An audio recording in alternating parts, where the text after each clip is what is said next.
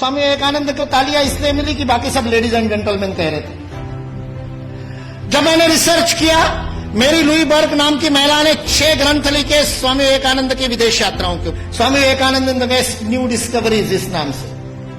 वो मेरी लुई बर्ग ने शिकागो की उस धर्म सभा में उपस्थित जो श्रोतागण थे उसके प्रत्येक के साथ संपर्क किया, जो जीवित थे, जो जीवित नहीं थे, उनके वंशजों के साथ उनकी डायरिया खंगाली, उसके पूरे मिनट्स पढ़े। और उसके बाद में वो कहती है स्वामी विवेकानंद पहले व्यक्ति नहीं थे, चौथे व्यक्ति थे। उनसे पहले 3 लोगों ने ब्रदर्स एंड सिस्टर्स नाम का संबोधन किया था। श्रीलंका से एक बौद्ध साधु गए थे, धम्मपाल अंगीकारा, उन्होंने किया था। एक बौद्ध भिक्खु जापान से आए थे, उन्होंने भी यही बंधु और भगिनी वाला संबोधन किया था। और तीसरे प्रताप चंद्र मुजुमदार थे, जो भारत से ही गए थे, थियोसॉफिकल सोसाइटी के प्रतिनिधि थे, उन्होंने भी किया था। स्वामी विवेकानंद चौथे थे। उस सभागृह ने पहले 3 बार वो संबोधन सुना था, उसके बावजूद नाविन्य के कारण तालियां नहीं बजी थी 2.5 मिनट तक। उसके बावजूद 2.5 मिनट तक तालियां बजी, क्योंकि वहां खड़े हुए व्यक्ति के अंदर वह भातृत्व का, वह बंधुत्व का, वह अपनत्व का, वह आत्मीयता का मेरा कोई है, इस प्रकार का बोध उस वाणी के माध्यम से श्रोताओं के साथ जुड़ा था।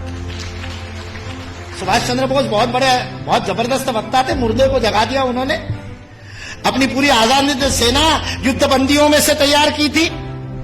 हारे हुए युद्धबंदियों के कैदियों के बीच में ऐसे प्राण फूंकते कि आजाद हिंद सेना की स्थापना हो जाए। वो सुभाष चंद्र बोस कहते हैं आज स्वामी विवेकानंद जीवित होते तो उनके पैरों में मैं बैठा होता। उस सुभाष चंद्र बोस को किसी ने पूछा कि स्वामी विवेकानंद के शब्दों का असर क्यों हुआ, तो उन्होंने अपनी वो कवित्वमय वक्तृता में कहा था, जो बात होठों से बोली जाती है होठों तक पहुंचती है, जो बात गले से बोली जाती है मेरे जैसे चिल्ला चिल्ला के वो गले तक पहुंचती है, कभी कभी गले उतर भी जाती है, लेकिन हृदय तक वही बात पहुंचती है जो हृदय से कही जाती है। और स्वामी विवेकानंद के शब्द हृदय से कहते हैं। सारा 1.5 महीने का अपमान विष का प्राशन करने के बाद ये शिव वहां खड़ा होकर के कल्याण के मंत्र बोलता है और अमेरिका निवासियों को बहनों और भाइयों कह करके बोलता है, जिन अमेरिका वासियों ने उसको खाने के लिए नहीं दिया था, दर दर की ठोकरें खाने पर मजबूर कर दिया था, यू ब्लैक गेट आउट कह करके जिसका हर दरवाजे पर स्वागत हुआ था, 1.5 महीने तक अपमान सहने के बाद उस अपमान के विष को पी करके भारत का हिंदुत्व का सच्चा प्रतिनिधि जिसने गर्व से कहो हिंदू है, उस दिन 11 सितंबर को पहली बार बोला था कि मैं गर्व से कहता हूं कि उस हिंदुत्व का मैं प्रतिनिधि हूं। बस स्वामी विवेकानंद सच्चे अर्थ में प्रतिनिधित्व करता है और उस पूरे सभागार को ही नहीं, पूरी अमेरिका को अपने भातृत्व बोध से बोधित करता है। ये भारतीय संस्कृति की वैश्विक अवदान है, वसुधैव कुटुंबकम का भाव है। हमारे यहां किसी भी सामूहिक गतिविधि का सर्वोच्च आदर्श परिवार है। यदि आप अपने संस्था में परिवार का भाव स्थापित नहीं कर सके तो उस संस्था का नेतृत्व करने का आपको अधिकार नहीं है। ये भारत का बोध है। मैं कहता हूं ये कुछ नहीं बिगाड़ सकते, ये विकृति फैलाने वाले कुछ नहीं बिगाड़ सकते, क्योंकि इस देश का समाज जीवंत समाज, और जो शरीर जीवंत होता है उसके नाक में धूल का कण जाता है तो छींक मार करके भगा देता है। भारत ने भी छींक मार दी तो भाग गए बेचारे, कहां जाएंगे। और आज जिस बात के ऊपर हंसते थे उन सारी बातों को स्वीकार करने के लिए विश्व मजबूर है, विवश है। एंगस मेडिसन नाम के एक अर्थशास्त्री को काम दिया गया सन 2000 में।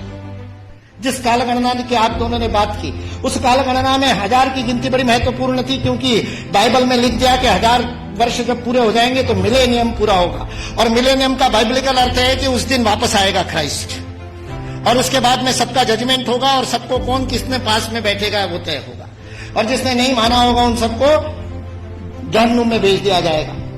1000 साल बाद हुआ नहीं तो सबको लगा 2000 साल बाद हुआ। इसलिए 2000 बड़ा महत्वपूर्ण वर्ष था। बहुत सारे सम्मेलन हुए सारी दुनिया में, और उन सम्मेलनों के बीच में दुनिया के सर्वाधिक विकसित देशों का जो संगठन है OECD, Organisation for Economic Cooperation and Development, जिसके लिए विश्व के सर्वाधिक GDP वाले पहले 7 थे, अब 15 हो गए, 16 हो गए देशों का वह संगठन था। उस OECD ने सन 2000 में एंगस मेडिसन नाम के अर्थशास्त्री को यह काम दिया कि वो विश्व का आर्थिक इतिहास लिखे। और चूंकि उनकी गणना, उनकी हिस्ट्री 0 ईस्वी से शुरू होती है, तो एंगस मेडिसन को भी काम दिया 0 ईस्वी से 2000 ईस्वी तक 2000 वर्ष का आर्थिक इतिहास लिख दीजिए। उस पुस्तक का नाम है Economic History of the World Millennial Perspective by Angus Maddison. OECD.org इस वेबसाइट से आप डाउनलोड कर सकते हैं। 2000 वर्ष का आर्थिक इतिहास लिखा है एंगस मेडिसन ने। और वह एंगस मेडिसन कहता है कि पहले 1500 वर्ष 0 ईस्वी से लेकर के 1490 तक 99 तक सारे विश्व के जीडीपी में लगभग 2/3 66% योगदान देने वाला देश कोई था तो वो भारत देश है।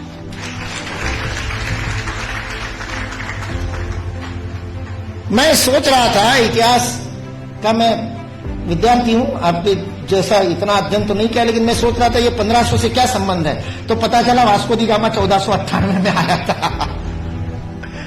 और मतलब उसने भारत को खोजा, ऐसा हम लोग भी लिखते हैं, तो उससे पहले कोई गुम हो गया होगा। जो गुम हुआ भारत था वो विश्व के 2/3 जीडीपी को प्रोड्यूस करने वाला, और केवल प्रोड्यूस करने वाला नहीं, विश्व को समृद्धि का अवदान देने वाला, वितरण करने वाला। विल ड्यूरांड अमेरिकन इतिहासकार है, 11 खंडों में उसने लिखी है हिस्ट्री ऑफ सिविलाइजेशन। वह विल ड्यूरांड लिखता है सारे विश्व को संपदा का वितरण करने वाला कोई देश होगा तो वह देश भारत देश है। वितरण शब्द प्रयोग किया है, लेन देन नहीं, वितरण करने वाला देश। सारे दुनिया में हमारे व्यापारी जाते थे।